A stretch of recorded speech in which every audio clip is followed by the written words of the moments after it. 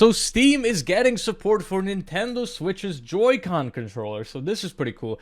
This new feature is currently only available in the newest Steam beta, and it does support either individual or both of the controllers, which is pretty fun. And just last week, Steam actually added support for the Switch-specific NES, SNES, N64 and Sega Genesis controllers on Steam. Now, this is super cool, you know, the fact that you can just use the controllers that you want to use or the controllers that you have, you can just really sort of use them cross-platform. You know, I remember the old days.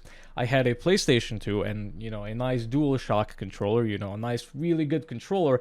But back then, there was no way to connect it to a PC. You know, adapters, I think, became a thing sort of later on. And I mean, they weren't really accessible in stores as far as I know. I don't know. I was a kid, you know, but it was sort of a shame because you had this legitimately good controller that you used all the time on your PlayStation. It was a nice high quality controller.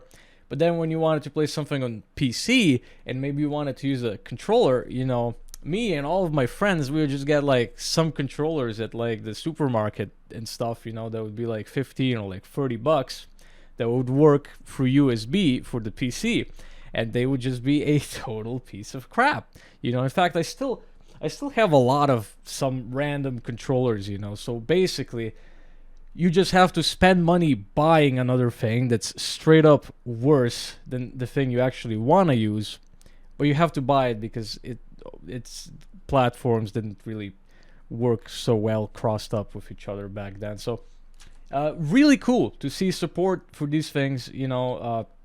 So people can game on their Switch, they can come home, they can go on their PC, they can still use their controllers if they want to. They don't need to buy more stuff, which is obviously great, you know, less e-waste, you know, and just let people play in whatever they want. So a cool new feature from Valve that I wanted to share, and it's pretty cool.